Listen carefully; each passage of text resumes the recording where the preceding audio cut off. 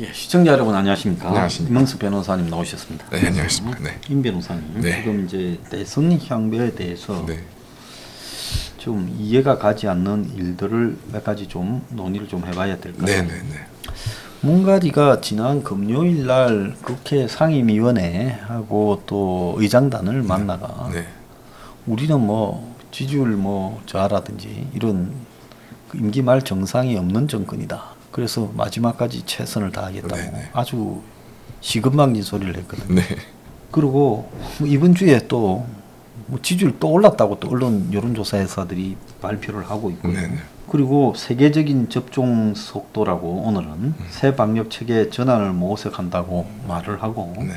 마지막 마지막 고지 바라보며 함께 힘내자 이러는데 문이 지금 대외적으로 보면 역대 저 정도의 이제 마지막 순간이 오면 네. 지금 한 뭐 7개월 남았습니까? 실질적으로 그렇게 된 거죠. 네. 그만 7개월 남았는데 7, 8개월 남았는데 이제 사실상 3월달 선거 끝나면 뭐 끝이잖아요. 그렇습니다. 그럼 3월달 선거가 한 6개월. 네. 그러면 이제 보통 검찰도 말 안 듣고 판사도 말 잘 안 듣고 경찰도 말 안 듣고 뭐 그러면 이제 끝난 거죠. 네, 네. 근데 저 사람은 저를 갈구는 거 보니까 경찰도 말을 잘 듣는 것 같아요. 네. 아직도 일사불란하게 뭐. 그리고 뭐 청부 무슨 그 고발 사주 부분에 네. 검찰이 또 바로 수사하겠다고 윤석열 네, 네. 그렇게 말하는 거 보면 김호수가 그것도 또 말을 잘 들어요. 네, 네. 박지원이도 말을 잘 듣는 것 같고 또 지금 공직자들을 꽉 눌러가 네.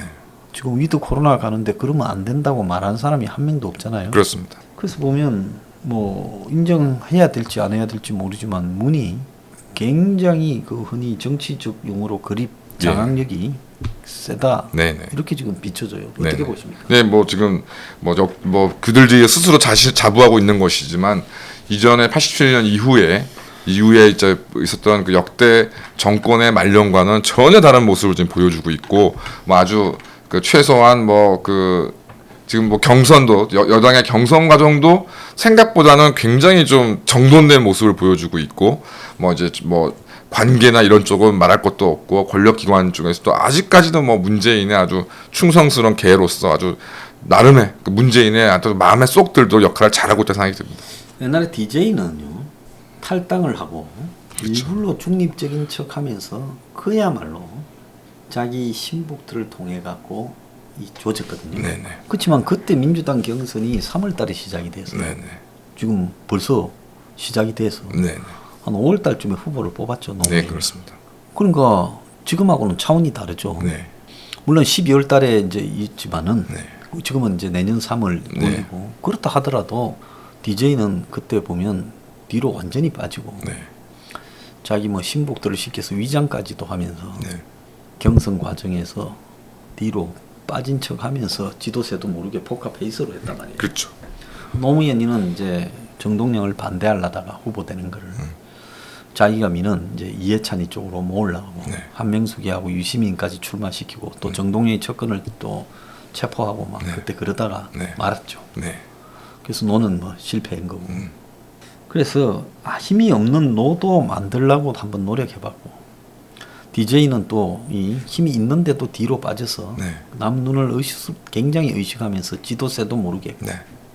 거기에 비하면 이 문은 DJ나 YS 뭐 이명박 박근혜 노무현 말기에 비교가지 않을 정도로 꽉 누르고 있어요. 네. 여당만 누르는 게 아니라 야당도 누르고 있어요. 그렇습니다. 야당의 대표나 야당의 무슨 대선 주자가 문한테 지금 충성 맹세를 하고 있지 않습니까? 그렇습니다.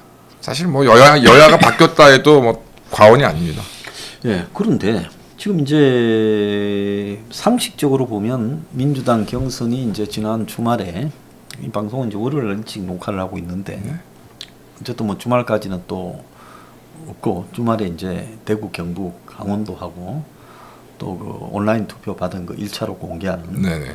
뭐 12일이 슈퍼 선데이라고 그렇게 이야기를 하는데 충청권에서 충남북이 공이 이재명이가 네. 54대 뭐 27 정도로 더블 스코어로 이겼어요. 네네. 차이가 많이 났어요. 엄청난 이재명하고. 겁니다. 그러면 문의 저런 성격상 문이 권력을 유지하고 있는데 지금 당의 내부의 경선에서는 손을 떼고 관여를 하지 않아서 저런 결과가 나온 걸까요? 참 하여튼 알쏭달쏭한데요. 절대는 관여하지 않았을 일은 없다고 생각합니다. 저 사람이 관여하지 않을 사람이 아니고 그렇습니다. 솔직히 말하면 이낙연이라는 사람이 대선 주자로서 뭐 여러 가지 요건이 부족한데 인위적 대선 주자로서 이낙연을 억지로 끌고 온 거 아니겠습니까? 그렇습니다. 그래서 뭐 7월 말 초에는 좀 띄우다가 7월 말로 가면서 다시 또 좀 내려앉았죠. 그랬는데 이낙연이 조금 여기에 힘에 붙이니까 그러면 문가리가 이재명을 띄우려고 하느냐. 그러면 이재명한테 문이 충성맹세도 안 받고 그냥 이재명을 되도록 방치하는 거냐. 그럼 이재명이 문을 고맙게 생각할 거예요. 얼마 전까지만 해도 뭡니까 성남 SPC 건으로 경찰 보내갖고 뭐 경찰의 전담팀을 만들어서 조사하고 있잖아요. 그렇습니다. 근데 이제 와가지고 그걸 그냥 다 문의 걸고 또 얼마 전까지 뭐 법원을 통해갖고 거의 들었다 놨다 했지 않습니까? 그렇습니다. 반 죽여놨죠 진짜 완전히. 그러니까 이재명이 또 뭐 문준용 이야기까지 하고 지난 선거 때 그 문에 그 삼성 뭐 앞잡이다 뭐 이런 이야기를 한 것 때문에 벌어진 일들 아니겠습니까? 그렇습니다. 이 사단이요. 우리가 생각할 때는 안희정이 같은 경우에는 별로 크게 뭐라 하지 않았는데 감히 2등을 했다는 것 때문에 그렇죠. 찍혀서 정말 지도새도 모르게 저렇게 뭐 여자 문제처럼 된 거지만 어쨌든 정권이 안 봐주고 보내버린 거 아니에요. 그렇습니다. 봐줬더라면 그 여성이 JTBC 나와갖고 9시 뉴스에 대한민국에 그런 일이 생방송으로. 없죠. 그렇습니다. 예. 그다음에 생방송 보도된 당일 추미애가 그 안희정을 제명시켜 11시 반에 바로 제명을 시켜버렸어요. 그래서 보면 문이 그런 사람인데 문이 임기 말이라고 기가 빠지거나 나사가 풀린 것 같지도 안 보여요.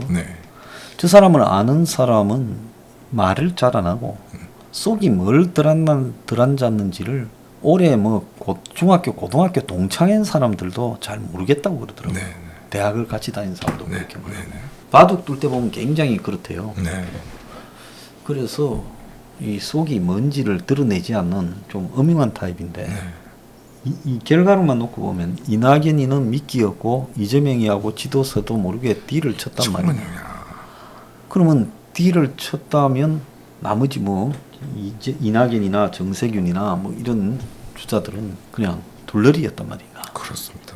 그럼 왜 그렇게 해요? 처음부터 그냥 저도 참 알쏭달쏭합니다. 그래서 그 처음부터 이재명이하고 뭐 다투지 말고 그러니까요. 뭐 사이좋게 눈물이 쏙 나서 감사하게끔 만들지. 그 기분 나쁠 대로 다 나쁘게 만들어 놓고 얼마 전까지도 집어넣는 거 아니냐고. 그런데 그 사이에 이런 딜이 나왔을까? 근데 또 그쪽에 모여 있는 거 보면 이해찬이가 그 있고 양정철이도 뭐 거기 있다 해요.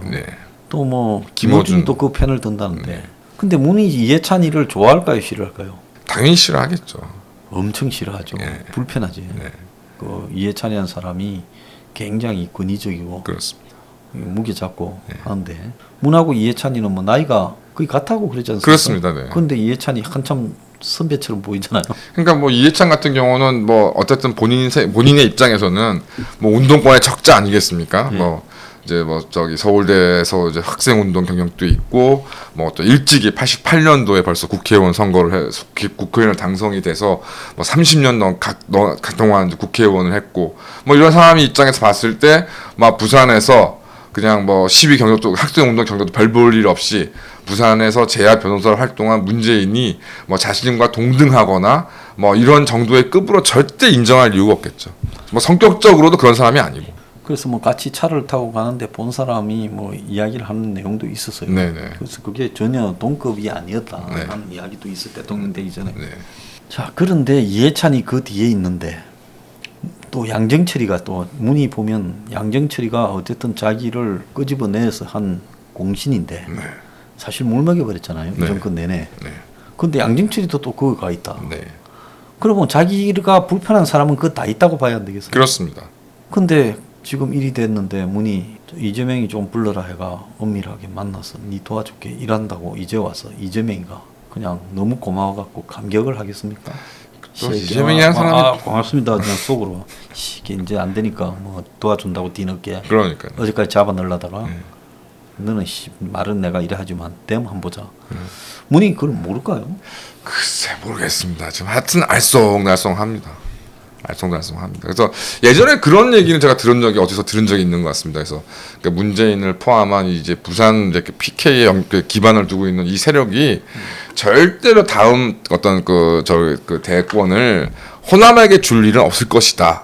라는 얘기도 있었고, 그런 측면에서 보면 결과적으로 꽁 대신 닭이라고 그래서 PK는 이제 아무도 없으니 그래서 TK 출신인 이재명하고 어떻게 딜을 친 건지.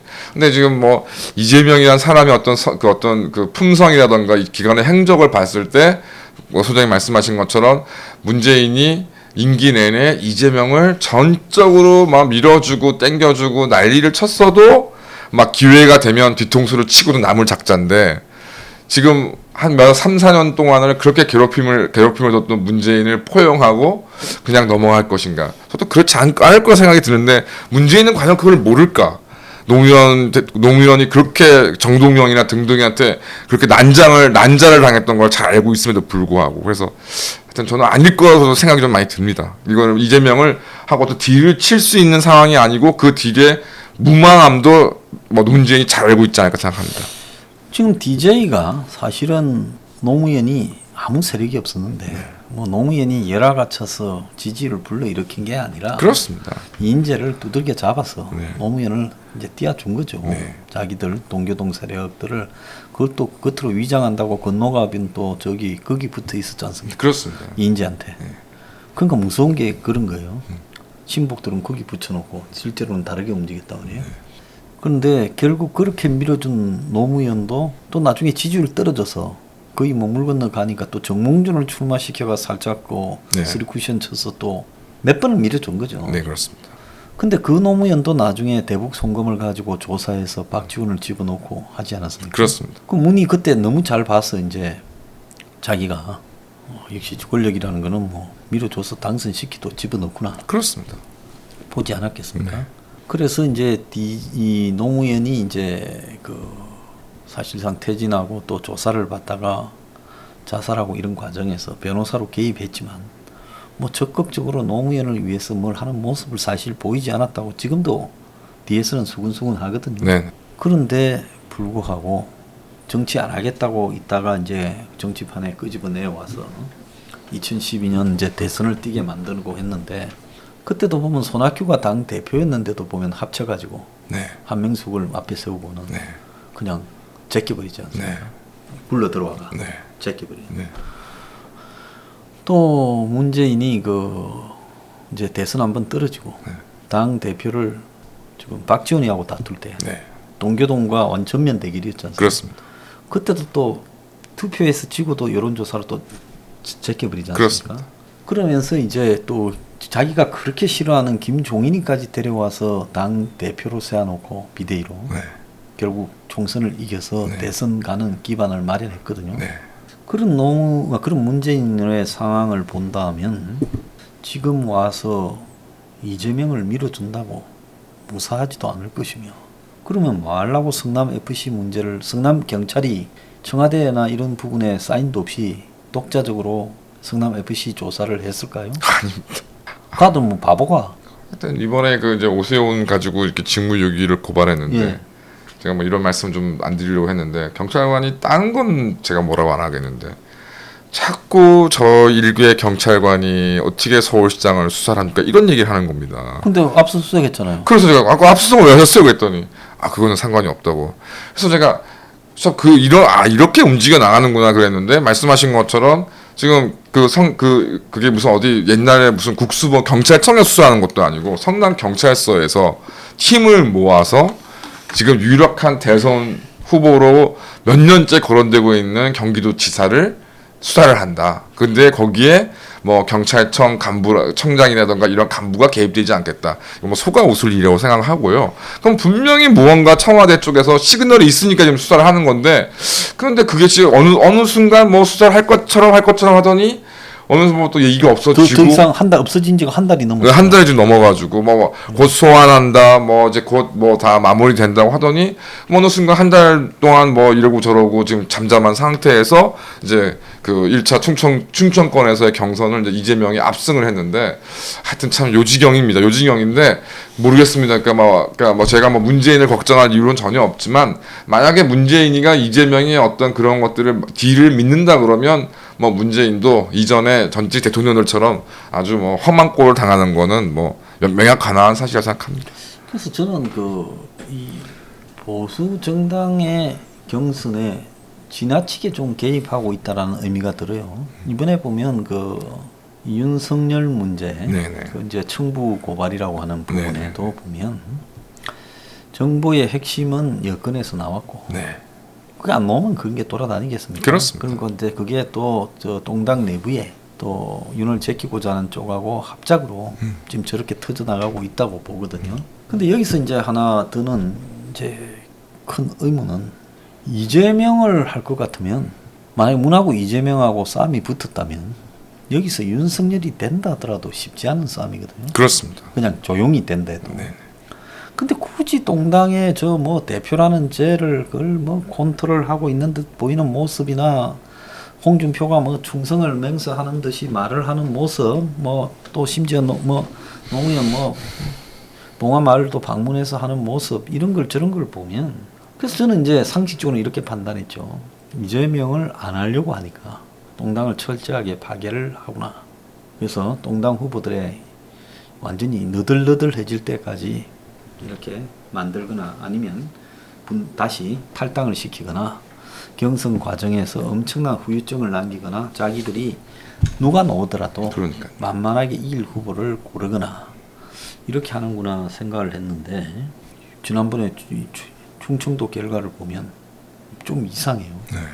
뭔가가 마지막에 맛을 내려면 조미료를 좀 넣고 소금도 좀 간장도 넣고 맛을 봐야 되는데 마지막에 들어가야 될 맛이 싹 빠져버린. 네. 그래서 이낙연이 붕괴되도록 만들어버리는 좀 그런 느낌 같이도 좀 들어요. 그래서 참 이게 좀 이해하기 어려운 건데, 그래서 좀 하여튼 제 느낌에는 그럼 결과적으로 문가리에게는 하여튼 지금 이제 이 개헌이란 것이 지금 뭐 문가리를 포함한 여러 그러니까 지금 여야 기득권 이 정치 세력들에게는 참 좋은 카드인데, 이게 여러 가지 사정상 그 가장 좋은 이제 그 개헌을 추진한 입장에서 가장 좋지 않은 이제 그 걸림돌이 이제 이재명과 윤석열 아니겠습니까? 그래서 그럼 그렇다면 결국 이제 윤석열만 조져놓고 그다음에 여당 경선은 크게 이재명이 반발하지 않는 정도로 해놓은 다음에 그러면 결국 문가리가 이제 결국은 이제 그 앞잡이들인 홍준표나 유승민한테 개헌으로 가자라고 지금 시그널을 던지려고 하는 것인지 하여튼 좀 알쏭달쏭한 상황이 좀 알쏭달쏭한 상황이라고 생각합니다. 이제 남은 거라고 하면 대구 경북에서야 이재명이 저거 동네인데 그렇죠. 이길 거고, 뭐 강원도도 이재명이 이길 가능성이 좀 높다고 보는데, 이제 12일 날 발표하는 숫자가 많은 1차 뭐 당원들 온라인 투표 부분 공개, 온라인 투표를 3번에 걸쳐서 나눠서 하잖아요. 네네네. 그게 1차가 이번에 이제 1월 10일인데 거기서 이제 많이 뒤집고, 뭐 그 다음에 바로 다음 주에 이제 광주 전남 가고 네. 전북 가더라고요. 네. 그러면 토일 이제 연속으로 뒤집어서 이낙연 쪽으로 판을 갖고 가느냐. 이제 그거 한 수만 있는데, 네. 주말에 벌어진 결과를 보면 뭐 그렇게 만들려고 일부러 뭐 한 5%밖에 안 되니까 주말까지 까진 게 전체 95 중에. 네네. 그래서 저게 이제 한 120만 명 정도가 투표할 거다. 뭐 이래 보더라고요. 한 총 220만이고. 네. 그런데 이제 120만 명 정도가 투표하는 속에서 이재명 쪽에 지금 뭐 거기에 이제 일부 정도만 투표가 돼 있다. 네. 한 5% 미만이다. 그래서 이재명이 이제 승리를 하려면 한 55만 표 정도 얻어야 될 거 아니냐. 네. 앞으로 갈 길이 뭐 이재명 입장에서는 지금 많이 남았죠. 네. 그런데 그렇게 하기 위해서 이재명이 일단은 1등하는 맛이나 좀 보다가 가라고 네. 저렇게 한 것이냐. 네. 또 그러지 않으면 지금 무리수를 둬서 경선을 스톱하고 개헌으로 끌고 갈 거냐. 그것도 무리수가 많거든요. 네네. 안 그러면 둘이서 손을 잡은 지 오래됐는데 안 그런 척하고 지금 이낙연이나 쇼를 이런 했던 부분을 것이지. 쇼를 해서 이제 국민들을 헷갈리게 해왔느냐 하는 부분하고, 그다음에 이번에 이제 윤석열에 대해서 계속 터뜨리는 걸 보면 뭐 제가 말한 대로 내부에서 터지게 만드는 부분으로 굉장히 활용하고 또 홍준표를 뭐 언제 저런 걸 썼다고 야당 내부의 그 주자 순위 가지고 역전됐다고 하는 자료까지 또 오늘 나왔잖아요. 네, 그렇습니다. 그래서 이런 거를 보면 여론조사에서 언론 이런 데서 총체적으로 굉장히 개입을 좀 많이 하고 있다라는 느낌이 들어요. 네, 네. 아주 뭐 뭐랄까 전원이 공작원이고 전원에 대한 공작이 좀 벌어지고 있다 생각이 좀 들고요. 뭐 이번 그 이제 뭐 그 고발 청탁 뭐 이 사건 같은 경우도 저는 제일 의문스러운 자가 김웅이란 이 김웅 그 국민의힘 의원이란 자입니다. 이 사람도 참 좀 의문스럽고요. 과연 이게 어떻게 이러한 내용이 만약 실제 있었다고 한다면 오늘도 뭐 텔레그램이나 등등으로 내용이 왔다 갔다 했다고 지금 뭐 그런 보도가 나오고 있는데 이게 어떻게 지금 외부에 공개가 된 것인지 그다음에 그 지금 돌아가는 꼴로 봤을 때는 검찰 쪽에 그 관계된 뭐 윤석열 총장의 측근이나 이런 사람들로부터 나왔을 가능성 별로 없을 것 같고 김웅이가 제보자가 아닌가 생각이 좀 들 정도고 이걸 또 이제 TV조선 출신의 기자가 운영하는 매체에서 터뜨리고 기다렸다는 듯이 홍준표, 뭐 유승민이가 앞장서서 나팔을 뚫어대고 또 이준석은 딱 자기들이 딱 협의한 것처럼 일정하게 거리를 두면서 뭐 중립이니 어쩌니 이런 식으로 쇼를 하고 그렇게 되는 상황에서 또 경선룰을 가지고 결과적으로 윤석열 후보 측에서 얘기하던 내용들을 배제시켜 버리고서 결국은 이제 고립무원을 만드는 뭐 여기에 뭐 최지영 전 감사원까지 가세하는 좀 이런 모습을 봤을 때 야 정말 이게 정말 참 대단하다. 역대 이런 정말 그 정치 공작의 흑막이 이렇게 노골적으로 진행된 역사가 있었을까 싶을 정도입니다. 이게 특징이 하나 보면 이진동이가 TV조선이 있었다. 네. 조선일보도 기자를 했다 부장이다 뭐 이러지만 옛날에 동당 정신인 네. 뭐 그다음 새누리당인가 뭡니까 한나라당인가요? 네네. 2008년에 안산에 출마도 했지만 네네. 고향이 또 광주예요. 네. 근데 김웅이가 또 고향이 순천이죠. 네네. 그래서 이게 김웅하고 이진동이 등장해서 지금 윤한테 이제 칼을 들이미는 부분이 이것도 참으로 미스터리하다. 네. 야, 김웅도 조금 행동이 석연치 않죠. 그렇습니다. 그러니까 김웅이라는 사람 자체가 그러니까 국회의원인 과정 자체도 성공치 않습니다. 사실 뭐 검찰 내에 특별한 경력이 있었던 사람도 아니고 뭐 이상한 책 한 권 써가지고서 뭐 정권을 비판하는 것도 아니고 뭐 제대로 비판하는 것도 아니고 또 그런 식으로 해서 얼추 갑자기 스타가 되더니 유승민 쪽에 붙어서 국회의원까지 지금 이제 조선일보가 이제 그만둘 때 이제 낸 그렇습니다. 그 책 그 선거 나가려고 그만두면서 이제 글을 하나 발표한 걸 일면에 다루면서 그렇습니다. 상당히 띄워줬는데 이 사람이 검찰의 개혁 정치적 중립에 대한 소신이 있다라고 했는데 그런 이자가 또 윤석열에 대해서 그간에 하는 행동을 보면 별로 나쁘지는 않았는데 유승민한테 가서 또 공천을 받았고 그렇습니다. 그러면서 이제 이런 사안에 등장을 했어요. 네. 근데 그럼 오세훈에 대해서 저 고발은 오세훈이가 오늘 청와대 기획사정이라고 했거든요. 네. 그 오세훈은 변명해주고 싶지도 않지만 그러면 또 지금 동양대학교의 그 뭡니까 최승혜 네네. 이사장 또 수사 들어갔거든요. 네. 교육부가 오늘. 그 다음에 지난번에 채널 A의 검언 유착 MBC 보도. 네. 대한민국에 청부 아닌 일이 있습니까? 그렇습니다. 예? 저거는 밥만 먹으면 청부하잖아요. 그렇습니다. MBC가 저를 뭐 8시 뉴스에 따라가 네. 방역 당국에 대해서 이 완전히 폄훼 발언을 네, 했다. 폄훼 발언을 또 한다. 8시 뉴스에 따라서요. 그렇습니다. 그것도 큰일이죠. 네. 그다음에 또 지난번에 뭐 제가 MBC 스트레이트에서 네. 저를 또 뜬금없이 가짜 뉴스 찍어내는 보자로 만들고. 그것도 기획 공작 아니겠습니까? 그렇습니다. 그래서 저 청부해서 그렇게 한 거 아니면 그 뜬금없이 그런 일을 언론이 할 리가 있습니까? 그렇습니다. 그래서 하루에 수도 없는 이 청부 기획 공작들이 이루어지는 나라에서 이제 자기들이 윤석열을 상대로 그 청부 고발을 갖다가 검찰이 시켰다. 그것도 좀 웃기고 김웅이가 기억에 없다고 말하는 것도 또 좀 웃기는 게 그러네. 그래서 저도 정말 처음부터 그게 이상했습니다. 보통 이런 일에 있으면 맞다거나 아니다라거나 말해야 되는 거 아닙니까? 그렇습니다. 딱 첫 반응이 내가 그 당시에 뭐 무수히 많은 제보를 받았다. 그래서 그 제보는 전부 당에 전달했다. 이렇게 뭐 얘기하는 그 내용 이 다음부터 김웅 이상은 좀 이상하다 생각이 좀 들었습니다. 예, 그래서 김웅이가 말을 하고 있는 부분이 지금 좀 이상한 말을 하고 있구나. 그렇습니다. 그 다음에 이게 또 고발이 접수된 타이밍이 총선 직전이잖아요. 네네. 그런데 총선 직전에 이 윤석열이가 만약에 고발을 하려면 굳이 동당에서 이런 고발을 안 하려고 한다라는 거는 잘 알고 있지 않겠습니까? 그렇습니다. 본인도? 네네. 동당이 이제 뭐 이런 일을 고발하는 거 봤습니까? 그렇습니다. 그렇잖아요. 권력 실세들인데 네네. 상대가. 동당에서 이런 일을 갖다가 고발을 안 하기 때문에 보통 이런 일에 고발을 하려고 한다면 뭐 시민단체 고발 전문 사람들 있잖아요. 그렇습니다. 그런 사람들한테 쓰리 쿠션으로 라인이 얼마든지 있을 거고 고발해라고 해서 고발을 시킬 수도 있었을 건데 네.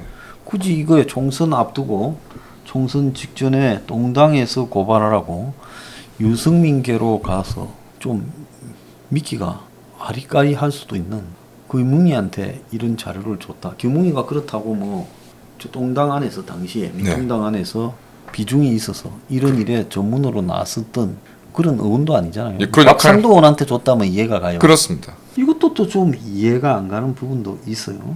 그래서 이게 좀 어떻게 보십니까? 그래서 저는 좀 지난 총선과 지금 굉장히 좀 총선을 지켜보는 것 같은 기시감이 많이 듭니다.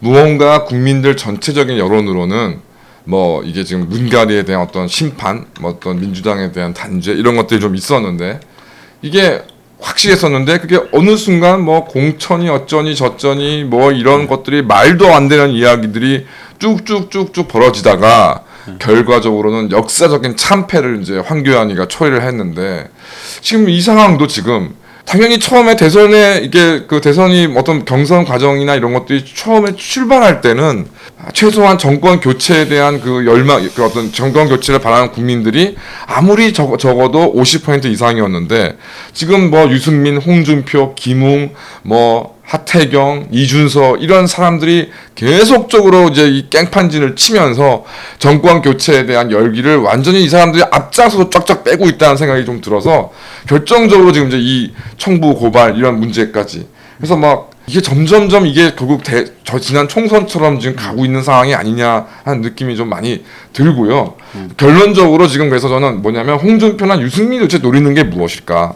그러니까 이 사람들은 대선 승리 같은 건 바라지도 않고 어쨌든 윤석열이나 혹은 안철수처럼 야권에서 어떤 뭐 대표 어떤 야권의 어떤 당권을 쥐거나 할 수 있는 그런 잠재적인 경쟁자들을 모두 없애버리고 해서 영남 지역에 대한 패권들을 기득권적인 패권을 자신들이 장악해서 결국 이후에 뭐 공천권 등을 장악한 후에 뭐 향후 있을지 모르는 개헌에서 혹은 내지는 이러저러한 어떤 그 정치 지형에서 자신들의 기득권적인 지분만을 지금 노리고 있다. 그러기 위해서 가장 미운 사람은 역시 윤석열이다. 그래서 아주 여야가 합심해서 윤석열 제거에 앞장서고 있고 뭐 김웅도 나름의 열심히 역할을 하고 있는 게 아니냐. 그게 제 지금 현재까지 결론입니다.